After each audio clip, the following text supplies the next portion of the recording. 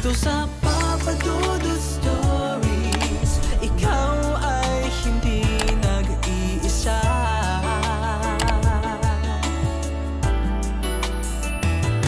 Dito sa Papa Dudut Stories, may nagmamahal sa'yo.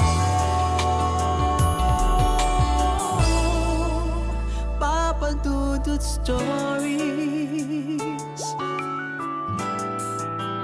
Papa Dudut Stories. Dear Papa Dudut, sa lahat po ng mga nakatutok ngayon, huwag pong kalimutan mag-like, mag-share at mag-subscribe. Maraming salamat po sa inyong lahat.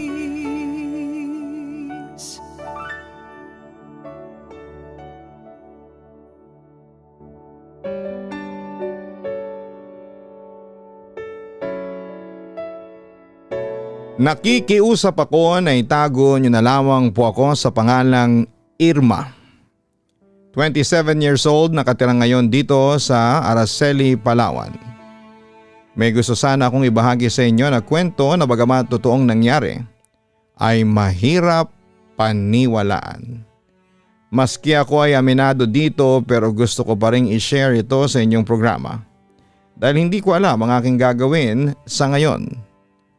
Magkahalong confusion at takot kasi ang nararamdaman ko sa ngayon. Papa Dudut, sobrang nako-confuse ako dahil akala ko noon ay okay lang and ordinary dreams lamang until may napakinggan akong kwento sa Papa Dudut YouTube channel about sa incubus at sobrang nakarelate ako. Actually naiiyak ako dahil I know yung feeling na delikado pala talaga yung ginagamit ka ng demons tapos ay nagbunga pa yon. Nagtataka ako kung bakit isa ako sa mga babaeng victim nito. Aminin ko sa inyo na hindi naman ako kagandahan. Katunayan ay morena ako at chubby at isa lang ang naging boyfriend ko sa buong buhay ko na ngayon ay naging asawa ko na. Anyway, nagtataka ako kung bakit napaka-common sa atin ang incubus. Papa Dudut, nag-start ito since nung mag-college ako sa Western Philippines University sa El Nido. That time ay boyfriend ko na si James at more than 1 year na kaming in a relationship. Hindi ko alam kung anong eksaktong dahilan kung bakit ako nakaranas nito. Pero noong una ang napapanaginipan ko pa lamang ay puro mild lamang. May lalaki, ang gwapo niya, sobra siyang anghel. Yung appearance niya, super nakakaakit. Until now ay hindi ko makakalimutan ang mukha niya. Sa panaginip ko ay nakilala ko lamang siyang bigla then hinalikan niya ako. Pagkatapos nun ay bigla na lamang akong nagising. Nainis pa nga ako kasi parang nabitin pa ako. Pero nakonsensya din po ako kasi may boyfriend na ako tapos ganun pa ang iniisip ko. Kaya sinubukan ko kaagad na mag-move on at kalimutan ang mga nangyari. Pero lumipas ang 1 linggo ay napanaginipan ko naman siya. Bali 3 beses ko siyang napanaginipan and puro kiss and hugs lang ang nagaganap. Hanggang sa lumipas pa ang 1 buwan. Siya pa rin ang napapanaginipan ko pero lagi na niya akong sinusundan saan man ako pumunta. Pero puro kiss, hugs and holding hands lang ang ginagawa namin. After 3 months ay mas malala ng mga nangyari. Nagubad na siya sa harapan ko and nakipag-sex daw ako sa kanya. Hindi ko siya matanggihan kasi kakaiba talaga ang kagwapuhan niya. Mukha siyang anghel. At habang may nangyayari sa amin ay feel kong totoong totoo dahil ramdam ko yung sarap, ramdam na ramdam ko pati paghinga ng lalaki kung gaano rin siya nasasarapan sa ginagawa namin. Ang higpit ng pagkakahawak niya sa akin. Pagkagising ko ay nagulat na lamang ako kasi basang-basa ang underwear ko dahil sa kung anong puting likido na sure akong hindi namang galing sa akin. Ako lang ang mag-isa noon sa kwarto kaya nagtataka ako. Sino ang may gawa noon? Samantala ng sumunod na gabi, napanaginipan ko ulit yung lalaking yon. Ang senaryo ay alam nyo, yung mga zombie apocalypse na sa dream ko pero hinalay pa rin ako nung guy and hindi ko naman natanggihan yon.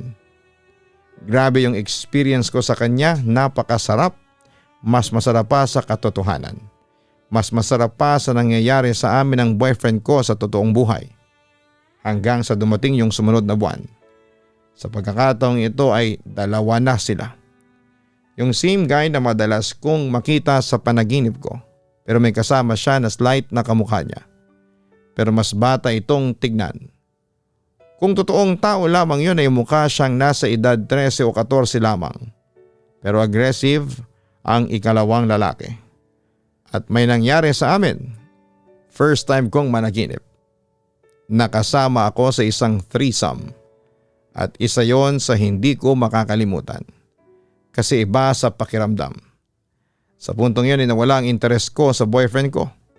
Oo, hindi kami naghiwalay ni James at ginagampanan ko pa rin ang obligasyon ko bilang girlfriend niya. Pero hindi na ako naghangad ng romance mula sa kanya.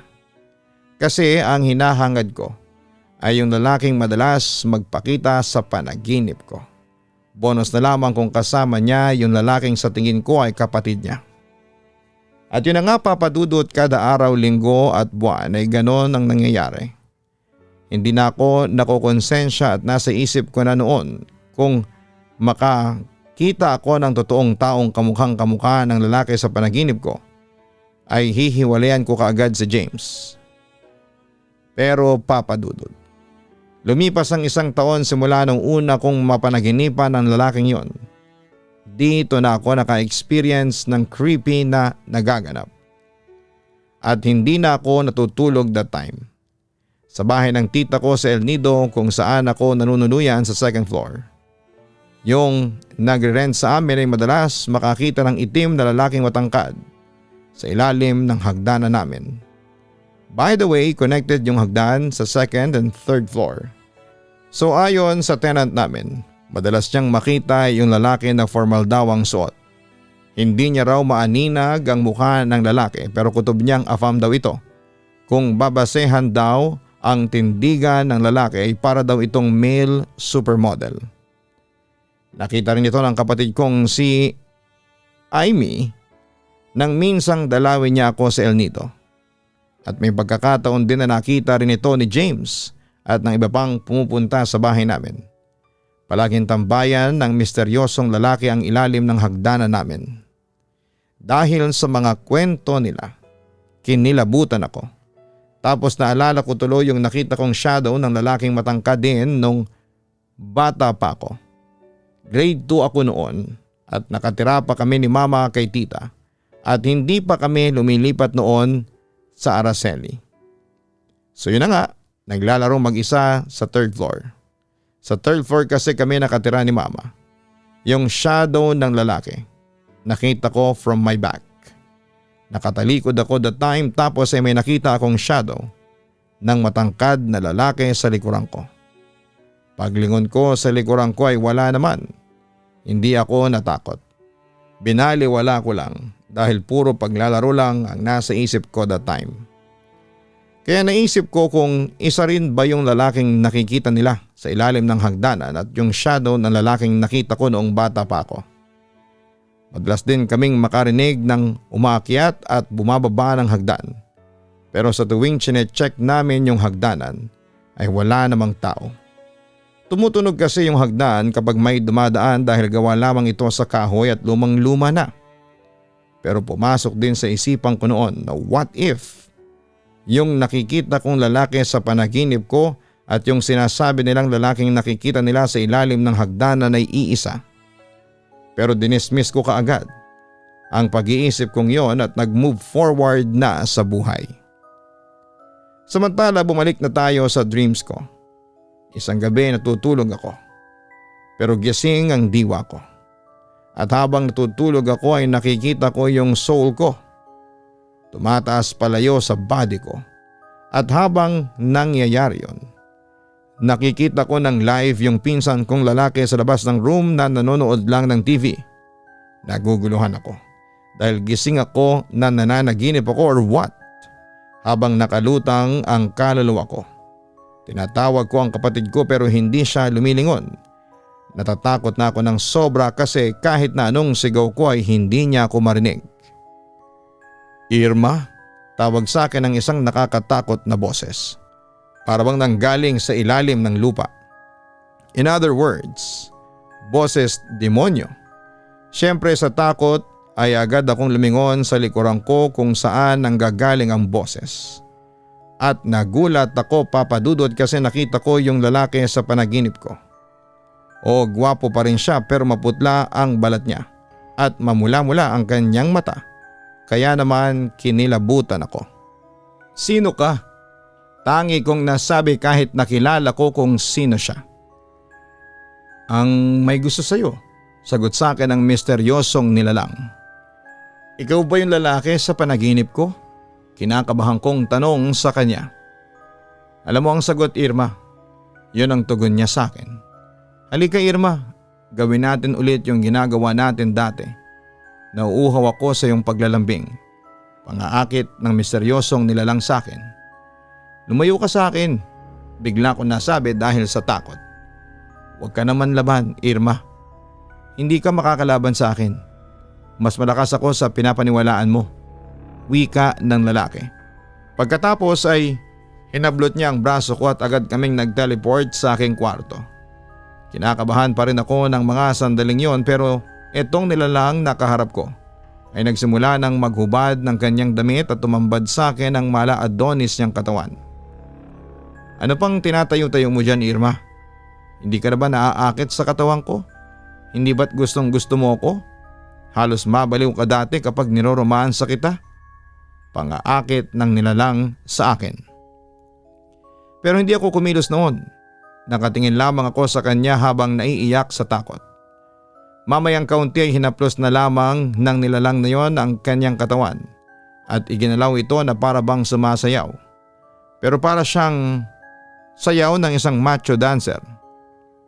Napalunok ako noon at aaminin kong muntik na akong maakit at lapitan siya.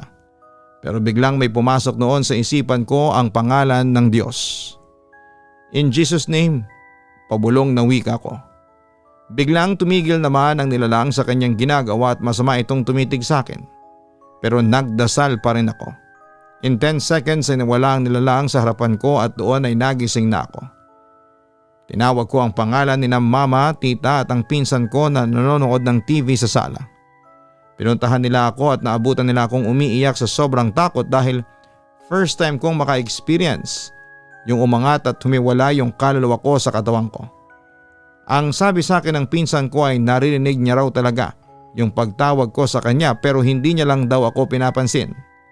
Sa kanya lang ako nilapitan ng grabe na raw ang pag-iyak ko. Pagkatapos noon ay nag-decide akong pumunta ng simbahan para magdasal sa Panginoon at humingi noon ng gabay. Samantala dumating ang anniversary namin ni James.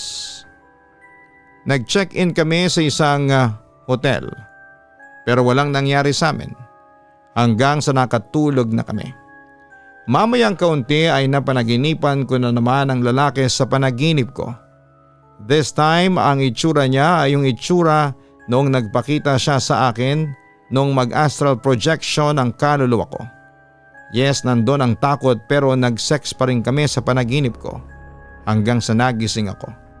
Pero laking gulat ko nang makita ko nakapatong sa akin si James.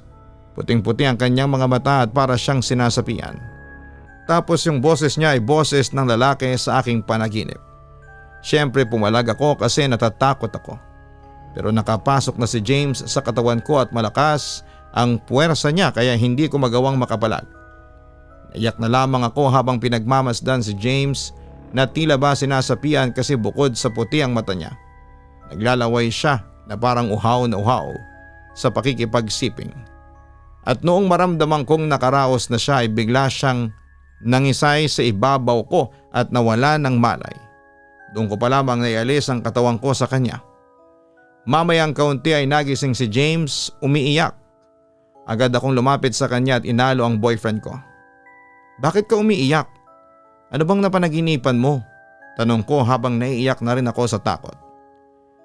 Napanaginipan ko na ginagahasa ka raw ng demonyo. Gusto kitang tulungan noon pero pinipigilan ako ng isa niyang kasama na demonyo rin. Sinubukan kong manlaban para saklolohan ka pero sadyang malakas sila sa akin. Kaya wala akong magawa kundi ang tingnan lamang kita habang pinagsasamantalahan nung demonyo, Irma. Sorry kung hindi kita nailigtas. Kwento ni James sa akin. Huwag mo nang isipin yun. Masamang panaginip lang yon. Ang sabi ko naman. Hindi, Irma, parang totoo yung nakita ko. Ang sabi pa ni James sa akin. Pero dahil sa pagod na rin at nangihinang katawan ay nawala ng malay si James. Pagkatapos noon, kaya nag-decide ako na ihiga na lamang siya sa kama ng maayos at binantayan ko siya. Hindi na ako natulog ng gabing yon. At yun na nga, Papa Dudut. Makalipas ang 1.5 buwan simula nang mangyari yon, ay nakaramdam na ako ng kakaiba sa pangangatawan ko. Hanggang sa nag-decide ako na mag-pregnancy test sa payo na rin ng tita ko. At yun na nga, nag-positive ako.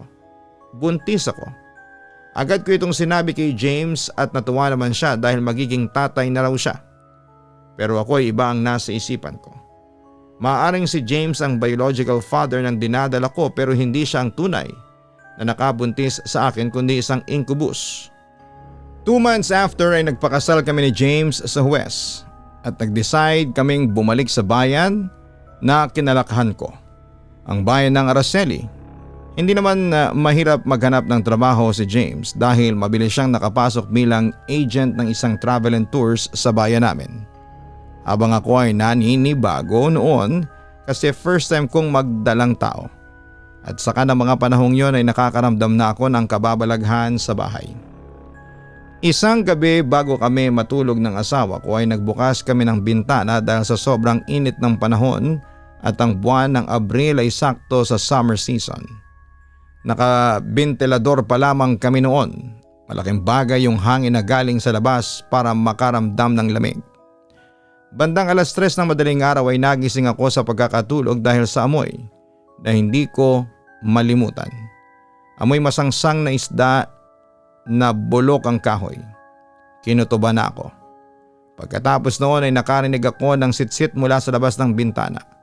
Kaya agad kong nilingon yon at nagimbal ako kasi may taong nakasilip sa bintana. Noong una ay inakala kong aswang ito kaya sinubukan kong gisingin si James. Pero sa hindi malamang kadahilanan ay hindi ko siya magising-gising kasi sobrang lalim ng kanyang tulog. Kumusta na ang anak natin, Irma? Tanong sa akin ng isang pamilyar na boses. Hindi mo to anak. Anak namin ito ni James, git ko. Ano ko yung dinadala mo sa sinapupunan mo? Muling balik sa akin ang nilalang na nakasilip sa bintana. Kinilabutan naman ako kasi biglang gumalaw yung pinagbubuntis ko. Irma, anak ko yan. Itanggi mo man o hindi. Huwag kang magalala, babantayan ko yung anak ko pero hindi ko siya kukunin mula sa iyo. Wika ng nilalang. Pagkatapos noon ay nagising na ako. Papadudod simula noon ay hindi na ako naging masaya sa pagbubuntis ko. Nakakaramdam ako ng takot noon na nauwi sa matinding depression. Hindi ko matanggap na ang ipinagbubuntis ko ay anak ng isang dyablo. Sa kabilang banda ay dumating ang araw na nanganak na ako. Nung una ay natatakot akong hawakan ang sanggol. Pero nung makita ko ito at kamukha naman ni James, ay naisip ko na anak talaga ito ng asawa ko. Kaya bumalik ang pagmamahal ko sa anak ko at naging hands-on mama po ako. Kaya lagi talaga napuyat ako kasi nagbabantay ako kay baby. Anyway, kapag araw ay kami lang ng anak ko ang nasa bahay dahil ang asawa ko ay nasa trabaho. As usual po, habang natutulog na ulit kami, ay nararamdaman ko talaga na sobrang heavy na ng mata ko. Pero yung bibi ko ay naglalaro din siya sa tabi ko. Hanggang sa hindi ko na namalaya na nakatulog na ako. At yun nga, nakaranas ako ng sleep paralysis. At patungo na sa astral projection. Pero hindi ko yun nilabanan para alam ko kung anong mangyayari sa spiritual plane. Maya-maya lang ay may nalanghap akong mabango. As in parang pabango ng lalaki sa sobrang bango po nito. Until now ay naaalala ko pa rin ang amoy na yon. Nung dinilat ko ang mga mata ko, may nakatayong nilalang na medyo binibend yung tuhod niya. Kasi hindi siya magkasya at mababa ang kisame. Mataas siya at may malaking pangangatawan. Nandun siya sa gilid ng pintuan at pinagmamasdan ang baby ko. Ito namang baby ko ay parang tumatawa at parang gustong makipaglaro sa kakaibang nilalang na yon. Dahil nanay ako, syempre nagpanik po ako at nagdasal ako kay Lord. Ng Lord's Prayer hanggang sa parang nakita ko na tumayo siya at may kulay gray na balabal sa ulo niya kaya hindi ko makita ang itsura niya. Hindi ako makafocus kasi gising pa ang anak ko, baka mapaano siya. Hanggang sa nagsabi ako sa anak ko na kahit na hindi niya ako marinig na, "Baby, help mo si mama pati ng mga gabay mo." Pagkatapos noon ay parang kumalma ako at nagdasal naman ako ng Angel of God para sa amin ang anak ko. Pagkatapos ay biglang naglaho yung malaking nilalang. Akala ko ay tapos na, pero biglang may nagsalita sa tabi ng anak ko. Laking gulat ko nang makita kong nakatayo doon ang incubus na humalay sa akin. "Irma, yung nakita mo ay ang magiging gabay ng anak natin. Babantayan niya si Jamil hanggang sa lumaki na ito at magkaroon ng sariling pamilya." Wika ng nilalang sa akin. Pagkatapos noon ay nagising na ako at panaginip lang pala ang lahat. At nakita kong tulog na ang anak ko kaya hinayaan ko na lamang habang nag-decide akong huwag nang matulog muna para bantayan si Jamil. Samantala isang araw habang kumakain kami ng sister-in-law ko, may na-share siya sa akin about sa panaginip niya dahil andon yung pamangkin niya at ako daw. Yung senaryo sa panaginip niya ay meron daw aswang na nililibot yung bahay namin dahil may gusto itong kunin o pagdiskitahan sa bahay, which is anak ko daw. Pero meron daw siyang nakitang malaking lalaki na sobrang taas at may panyo sa ulo na nakatayo sa likuran namin kaya hindi kami malapitan ng mga aswang. Bigla ko naisip yung sinabi sa akin ng incubus. Ibig sabihin ay totoo ang napanaginipan ko. May bantay ang anak ko. Nakaramdam naman ako ng panik kaya dinala ko ang anak ko sa kaibigan ko na healer. At sinabi nga niya sa akin na mayroon nga daw gabay ang anak ko. At ang anak ko raw ay hindi talaga anak ni James. Pero in a spiritual sense. Hindi ko naintindihan sa part na yon. Pero sabi sa akin ng kaibigan ko pa nagkaroon na ng kamalayan si Jamil ay i-introduce ko raw siya sa mga gawaing simbahan para mapalapit ito sa Diyos. Since anak daw ito ng isang incubus, natatakot ang kaibigan ko na baka magmana ito ng pagiging dyablo. Ang sabi ko naman hanggat nabubuhay ako ay hindi ko hahayaang malagay si Jamil sa kamay ng kadiliman. Sa ngayon Papa Dudut ay lumaki na ang anak ko, so far ay may takot naman siya sa Diyos. Pero kinakabahan ako kasi marami na ang nagsasabi sa akin na nakikita daw nila ang malaking nilalang na nagbabantay sa anak ko. At nagpapakita pa rin sa akin ang incubus niyang tatay, pero wala namang nangyayaring sex sa aming dalawa. Dinadalaw lamang niya ang anak namin para kumustahin. Samantala lalong lumala ang confusion ko Papa Dudut nang minsang ipa-DNA test ko sa Jamil gamit ang naipon kong pera. Ang nakakagulat ay hindi nagmatch sina Jamil at James. Ibig sabihin ay hindi talaga anak ng asawa ko si Jamil. Dito ako labis na naguluhan. Hindi naman masasabing napalitan si Jamil doon sa ospital kasi match naman kaming dalawa. Hindi lang talaga nagmatch ang DNA ni Jamil sa asawa ko. Sa ngayon ay hindi pa rin alam ni James ang katotohanan. Ayokong malaman niya kasi baka isipin niya na nagtaksil ako. Physically hindi ako nagtaksil sa asawa ko pero aaminin kong naging marupok ako noon sa incubus na nagpapakita sa panaginip ko. Hanggang ngayon ay inuusig din po ako ng konsensya. Hindi ko na alam ang aking gagawin sa totoo lang. Papa Dudut, hanggang dito na lamang ang sulat ko at sana'y mabasa mo ito at mapiling i-ere. Muli maraming salamat at magandang gabi sa inyong lahat. Lubos na gumagalang, Irma. Maraming salamat Irma sa pag-share mo ng kwento sa aming programa. Nakakalito lamang dahil physically alam mong si James ang nakabuntis sa iyo. Pero lumabas ka mo sa DNA test na hindi sila nagmatch. Well, wala kaming masasabi o may bibigay na conclusions kung bakit nangyari yon kasi hindi naman namin alam ang katotohanan. Ganon pa man, kaya ka siguro madalas lapitan ng demonyo o incubus o kung ano man yan ay dahil sa mahina siguro ang pananampalataya mo sa Panginoon noon. kung malakas ang belief mo sa ating may kapal, at kung palagi kang nagdarasal, hindi ka lalapitan ng masasamang elemento lalo na ng demonyo. Try to examine yourself, examine your faith, at isama mo si Jamil sa spiritual journey mo towards God. Irma, palagi mong tatandaan sa kabila ng mga naranasan mo ngayon, ang Diyos lamang ang tanging makakatulong sa iyo. Suportahan ang Kaistorya YouTube channel para sa mga horror stories na ating pinupost. Ganon din ang Papa Dudut Family YouTube channel. Bantayang mabuti ang inyong mga pinakikinggan at i-report po natin yung mga nagnanakaw ng ating content, no? At kapag may time po tayo, we will report them sa YouTube para ma-terminate po ang kanilang mga account. Anyways, ako naman po ay may mga kinakausap ng tao to help me na mahanap ang source ng mga taong nagnanakaw ng ating content. Pinapaalala ko po na trademark po ang content ng inyo pong si Papa Dudut. Ito po ay naka-IPO. Ibig sabihin, nobody can use it at pwede ko po silang ihabla sa paggamit nito nang walang permiso. Maraming salamat po sa lahat ng mga re-report ng mga nagnanakaw ng aming content at mga nagsusumbong sa amin. Hanggang sa muli, ako po ang inyong si Papa Dudut. Maraming salamat po.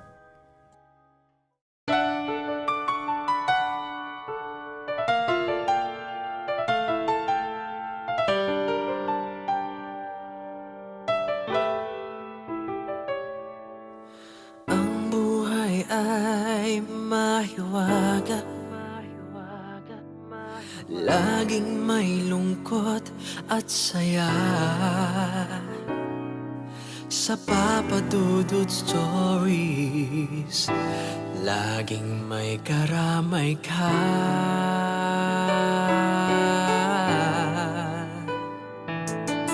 Mga problemang kay bigat, dito ay pakikinggan ka. Sa Papa Dudut Stories, kami ay iyong kasama. Dito sa Papa Dudut Stories, ikaw ay hindi nag-iisa.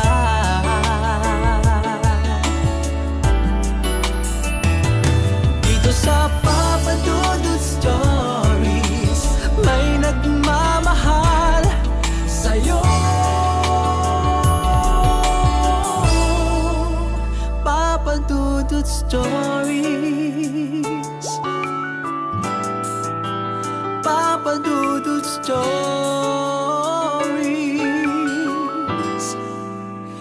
Papa Dudut Stories.